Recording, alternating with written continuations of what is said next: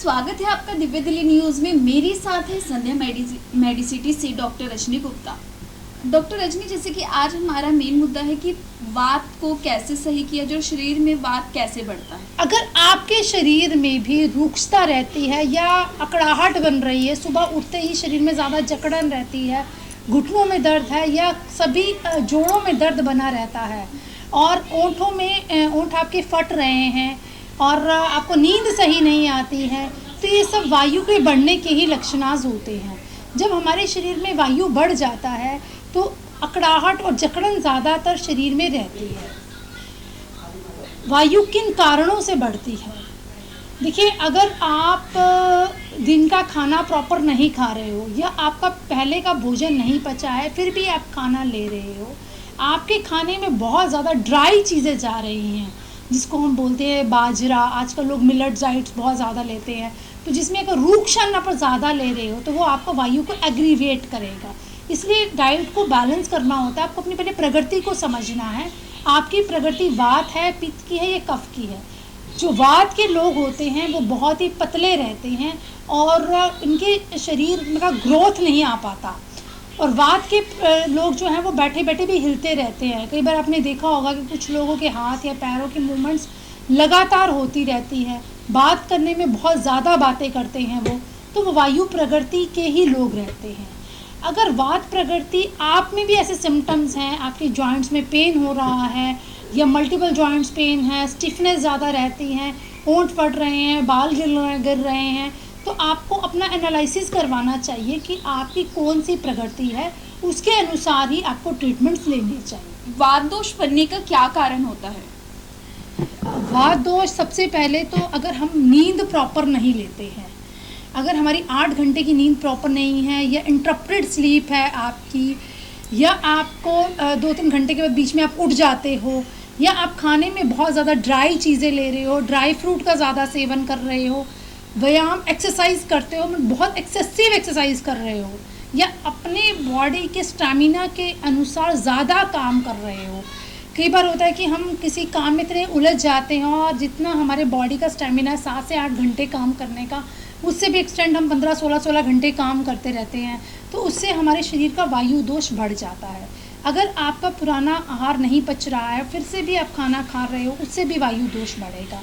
रात्रि जागरण से वायु दोष बढ़ेगा, ज़्यादा व्यायाम करने से वायु दोष बढ़ेगा। सो ये बहुत सारे रीज़न्स होते हैं जो हमारे शरीर में वात दोष को बढ़ाते हैं, और जैसे इन कारणों को हम लंबे टाइम तक लगातार साल 2 साल भर ऐसा ही करते हैं, तो जिससे हमारे शरीर में वात बढ़ने की वजह से 80 तरह की बीमारियों से हम ग्रस्त हो सकते हैं, जिसमें डायबिटीज़ है, उच्च रक्तचाप है, हार्ट की प्रॉब्लम्स है, वेरिकोसिटी की प्रॉब्लम है, या बहुत सारी ऐसी बीमारियाँ अननोन रीज़न से जो बीमारियाँ हो जाती हैं, किसी भी आपके MRI की रिपोर्ट में या एक्सरेज में नहीं आ रही हैं, फिर भी आप डिस्कम्फर्ट फील कर रहे हो, आपकी बॉडी का एनर्जी लेवल डाउन हो रहा है, कमज़ोरी ज़्यादा महसूस हो रही है, थकावट बहुत ज़्यादा जल्दी लग जाती है, तो वो वायु बढ़ने के कारण ही होता है। क्या कुछ खाने पीने से भी वात दोष खराब होता है? खाने पीने के लिए तो बहुत सारी ऐसी चीज़ें से रूक्ष आहार की मैं बात की आपसे, तो जैसे रूक्ष आहार का हम सेवन करते हैं तो उससे वायु दोष हमारा एग्रीवेट होता है।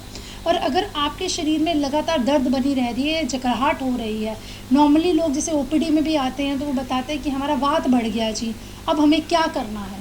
देखो, जब भी आपके शरीर का वायु बढ़ता है, या नित्य सभी लोग अपने वायु को कंट्रोल करने के लिए सबसे पहले तो आपको ऑयलिंग करनी चाहिए, नित्यम अभ्यंगम करना चाहिए, अपने हाथों से ही तेल को पूरी बॉडी पे अप्लाई करना चाहिए। खाने में आप अदरक और लहसुन का सेवन लगातार करना चाहिए। सब्जियों में आप हरी पत्तेदार सब्जियों में आपको पालक है, सरसों है, इसका सेवन ज़्यादा करना है। अदरक और लहसुन को पीस के उसका रस बना के भी आप नित्य ले सकते हैं। और किस चीज़ को आपको नहीं खाना है, वात प्रकृति वाले को घी तेल का सेवन करना चाहिए, दूध दही का सेवन करना चाहिए, बट जहाँ पे हम ड्राई फ्रूट्स की बात करते हैं, सूखे मेवे, बादाम, किशमिश, काजू, इन चीज़ों का सेवन कम करना चाहिए। ये कभी भी वात प्रकृति वाले लोग इस चीज़ का सेवन करते हैं तो उनको घी में फ्राई करके या दूध में मिक्स करके ही इसको लेना चाहिए। आपको दही को कम मात्रा में लेना चाहिए, दूध का आप सेवन कर सकते हैं। और जिनकी बॉडी में वायु ज़्यादा बढ़ रही है उनको खाने में घी का इस्तेमाल दाल में या सब्जी में डाल के आवश्यक लेना चाहिए। अगर शरीर में वायु दोष ज़्यादा बढ़ जाए तो उसको संध्या मेडिसिटी द्वारा किस प्रकार इलाज किया जाता है? अगर आपके शरीर में मल्टीपल जॉइंट्स पेन हो रहा है तो सबसे पहले हम आपकी नाड़ी का एनालिसिस करते हैं।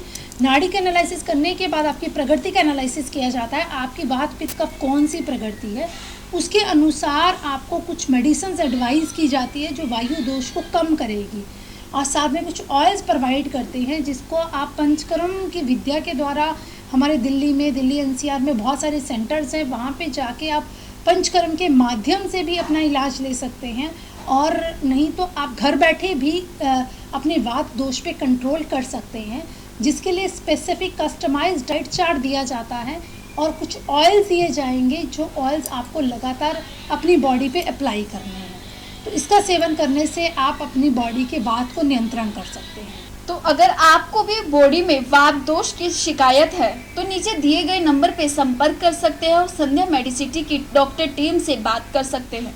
ताज़ा तरीन खबरों को जानने के लिए अभी टाइप करें दिव्य दिल्ली न्यूज़। नीचे दिए गए सब्सक्राइब बटन को दबाएं और नोटिफिकेशन के लिए दिए गए बेल आइकन को क्लिक करें। हमारे वीडियोस को लाइक, शेयर और कमेंट करना ना भूलें।